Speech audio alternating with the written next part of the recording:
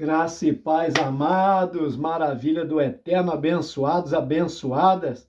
Você é joia preciosíssima, trunfo de Deus na terra dos viventes.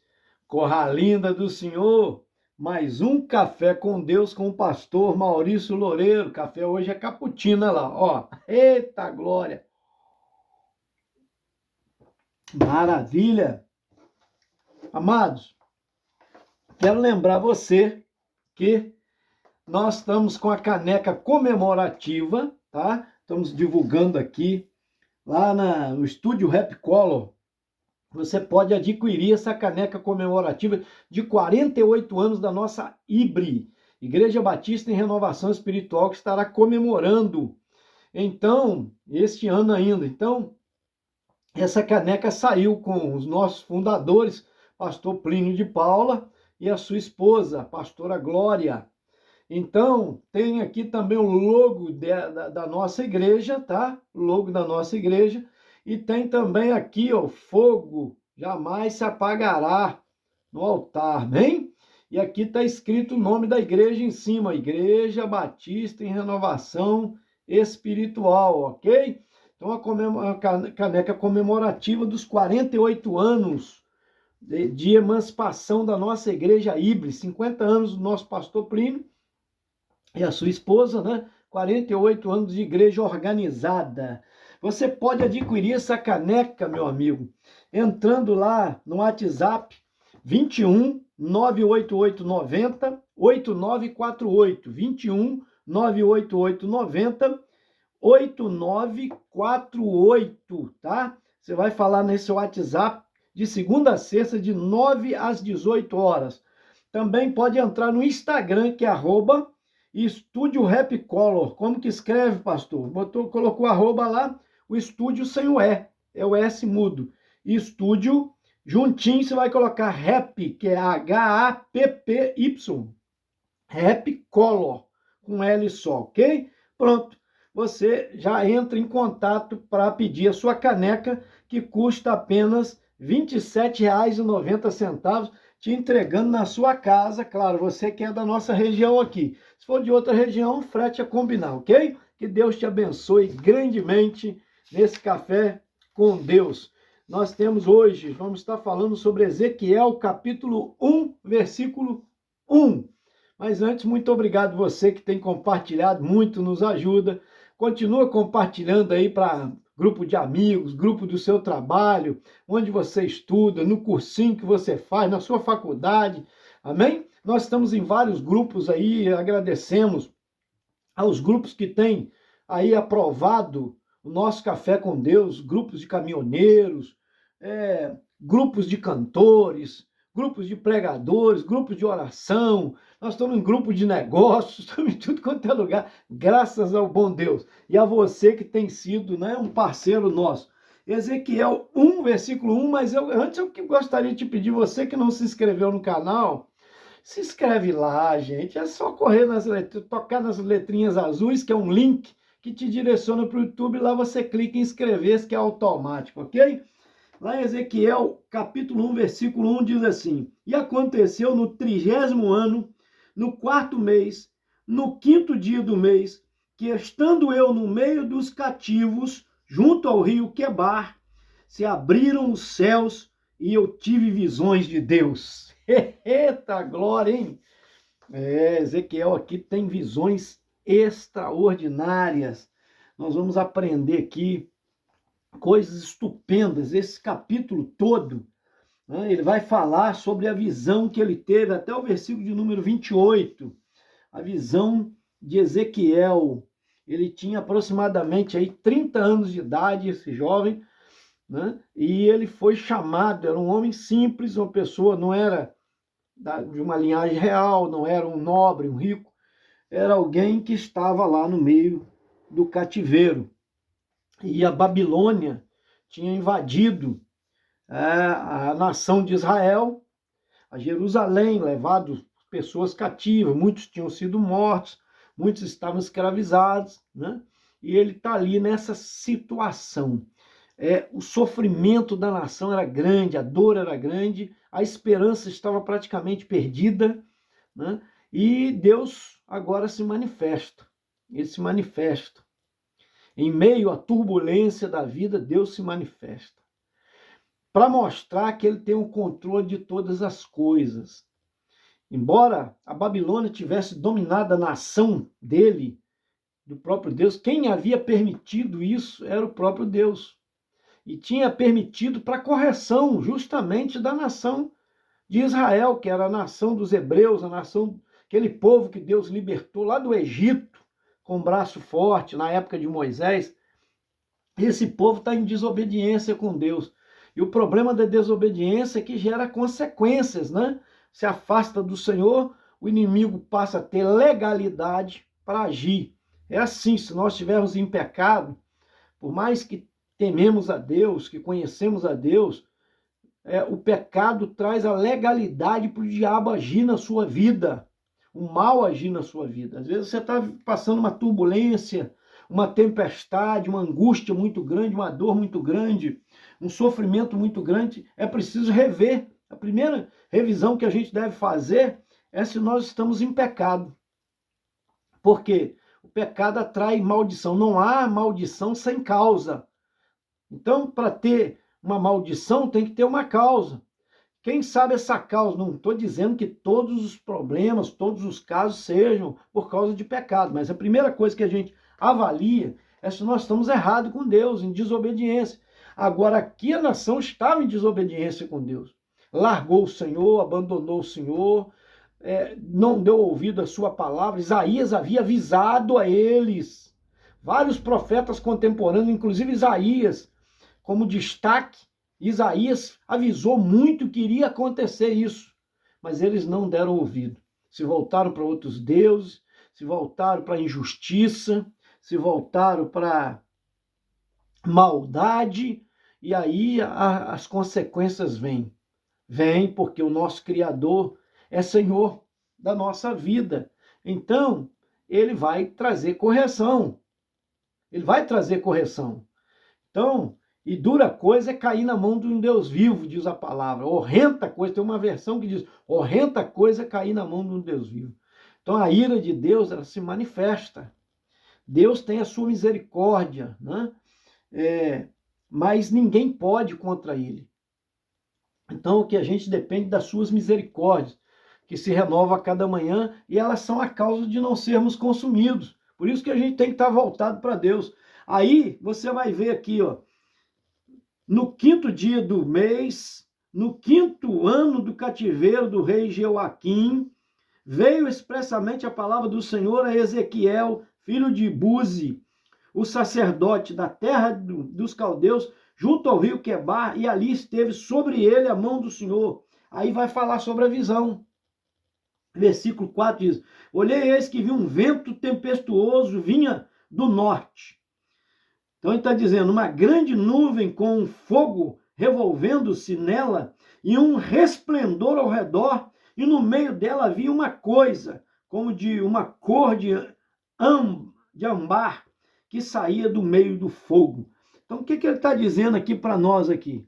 Primeiro nós aprendemos que a data é 593 a.C., é justamente o período que ele estava escravizado pela Babilônia. Que esse jovem tinha 30 anos de idade. Segunda coisa que nós aprendemos, no meio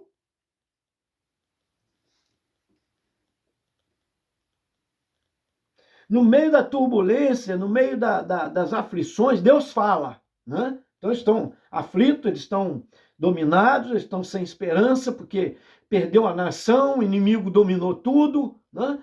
Perdeu famílias, muitos foram separados da família, perderam bens, muitos perderam entes queridos.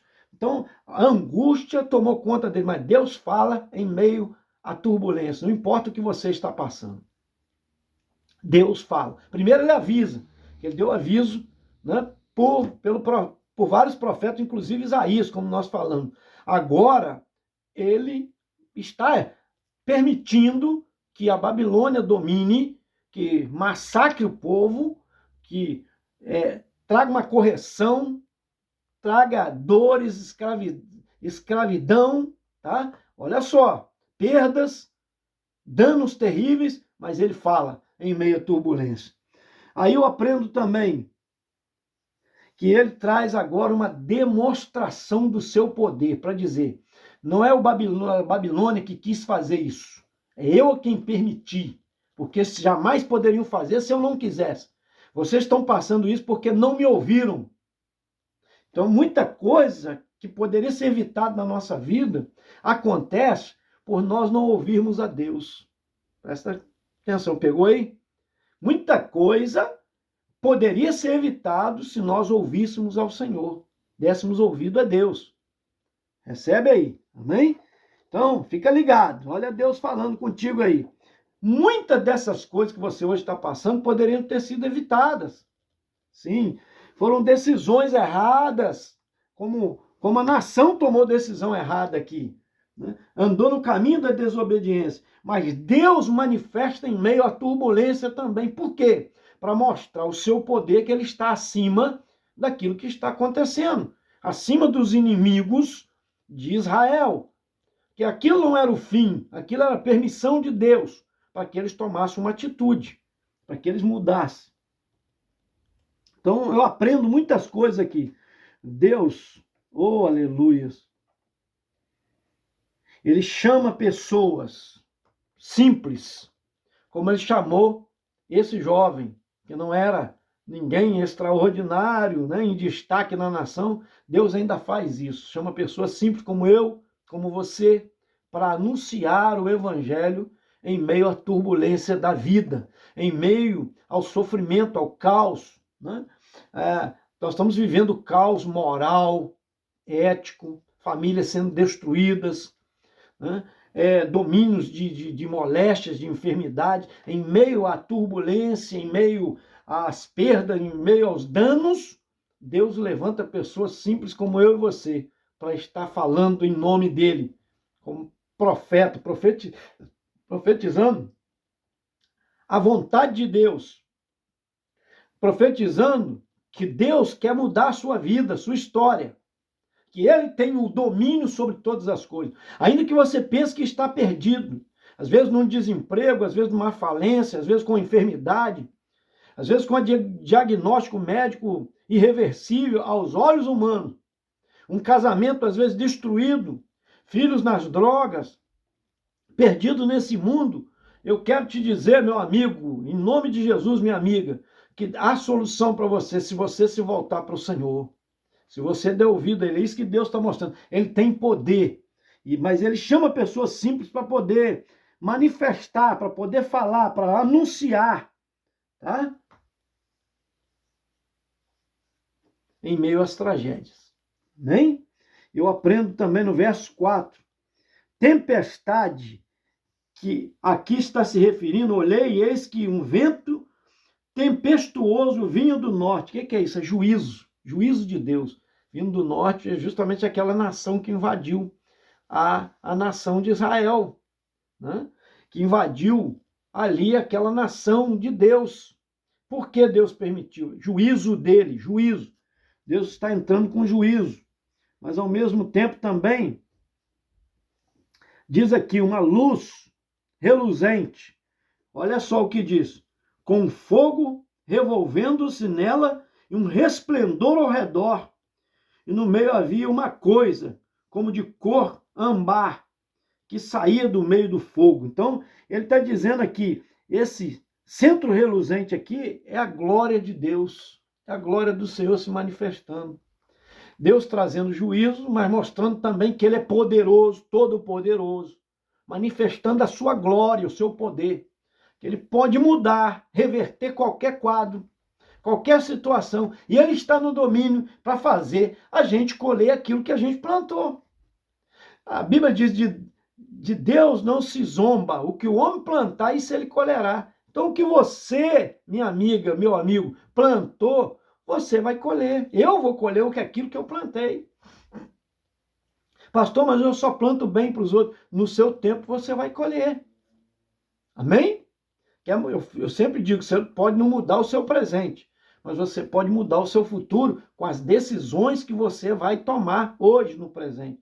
Serão semeaduras, sementeiras, plantios para o futuro. Aleluias. Então, olha só como que a gente aprende. Hebreus capítulo 10, por exemplo, diz que há um novo e vivo caminho para aquele que se converte ao Senhor, aquele que muda a direção da sua vida.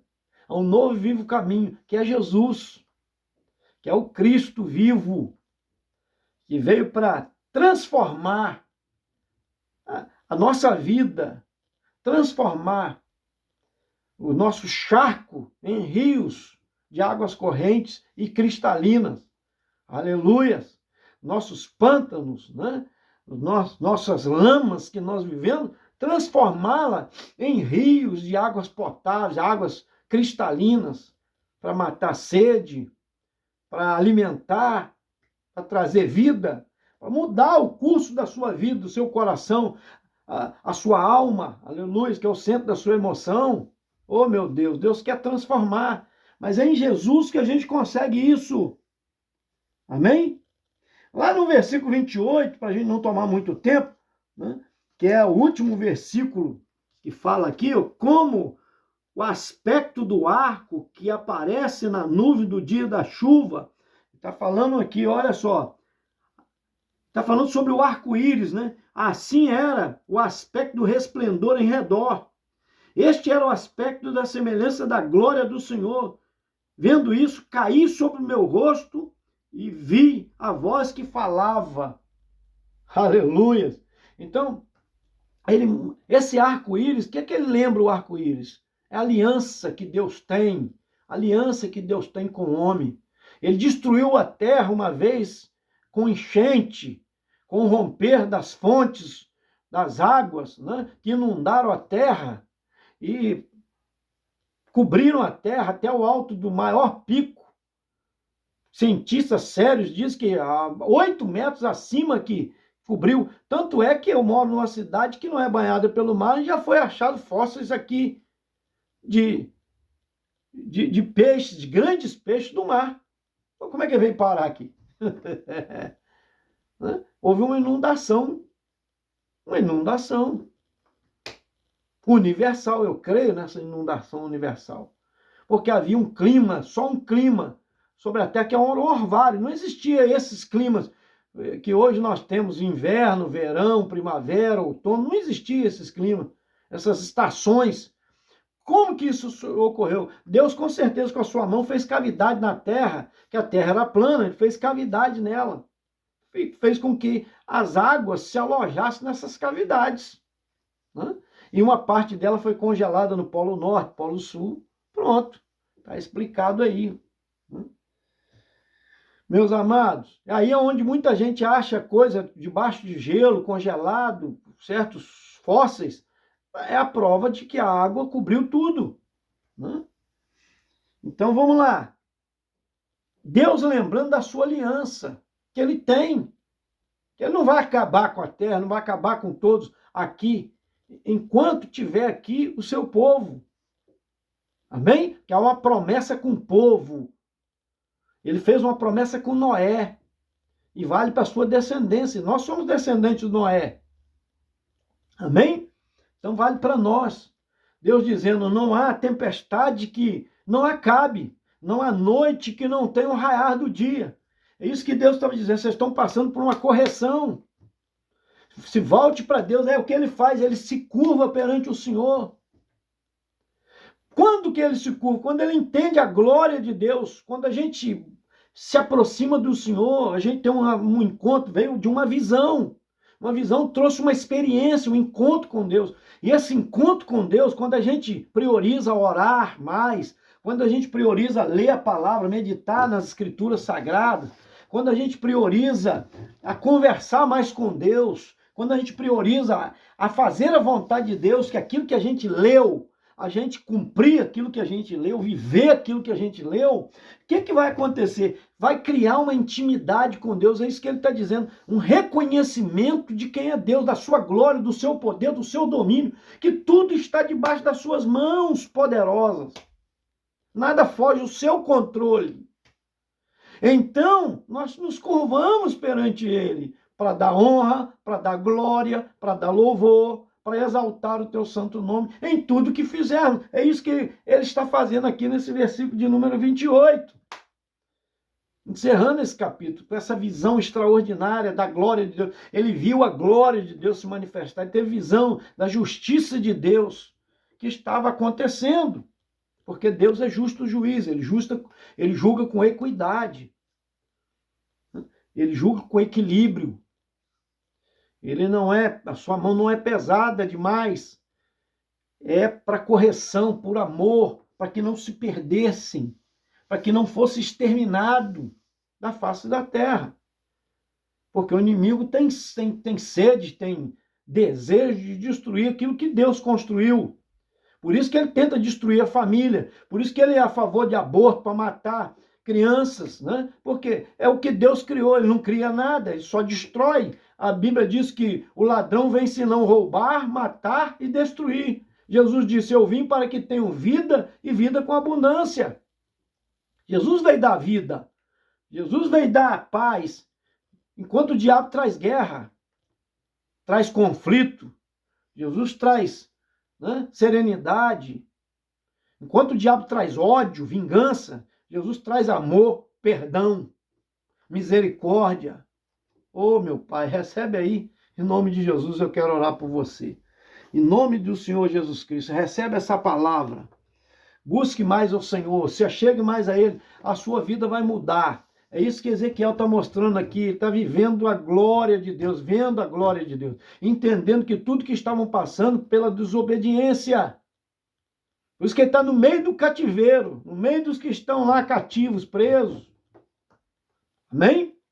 Mas Deus se manifesta em meio à dor, em meio ao sofrimento, para dizer, eu estou no controle, se volte para mim, eu sou poderoso, eu que trago o castigo, a correção, para melhorar, para modelar o seu caráter, para forjar em você, parecer com o meu filho Jesus, que é o unigênito do Pai. Mas é o primeiro de milhões, porque dele nasceu tantos outros como eu e como você, que eu profetizo na sua vida e acredito que é servo do Senhor, serva do Senhor. Amém? Quero orar por você. Pai, toma todos os caminhoneiros nas tuas mãos, todos os grupos que nós participamos, seja de louvor, seja de oração. Os grupos estão sempre curtindo aí, Pai amado, de negócios, curtindo aí, meu Pai, sempre o nosso café com Deus. Muito obrigado, abençoa seus familiares em nome de Jesus. Toma aí Yolanda Pinho nas tuas mãos, lá de Vicente Carvalho, a família dela, a vida espiritual, traz libertação daquela depressão também, no poder do nome de Jesus. Toma Nelma Kumaru nas tuas mãos, dá saúde à tua filha, toca nos rins dela, meu Pai, cura em nome de Jesus. Toma Rosaura Marques nas tuas mãos e a família dela. Toma Alcina Lúcia também, lá de Vicente Carvalho, Rio de Janeiro. Deus, que também pede pelo seu esposo Laede, Pai amado, saúde. E, ó Deus, sabedoria também, em nome de Jesus. Toma Jorge Luiz Rodrigues e família, Eliana Guerra e família, que está aí sendo também, ó Deus, sempre curtindo, recordista de curtida dos nossos vídeos, Café com Deus, Senhor, em vários grupos. Também o José Sanuto e família, o Sidney Cerqueira e família, Norival Franklin e família, lá do Rio de Janeiro, Rubens Emiliano e família, e o Eric Miguel e família, do grupo Estrada Nossa Paixão, em nome de Jesus. Esse foi mais um Café com Deus. Gente, te aguardo até o próximo. Senta o dedo aí, me ajuda aí, hein?